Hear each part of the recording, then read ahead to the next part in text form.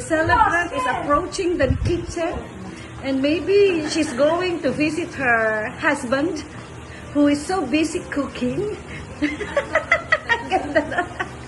And this is their kitchen. Likod pa lang yan. And this is Kuya Oka, our chef. So busy cooking. Hi! Busy. Hindi pa sa bibis. Kasi magbibis.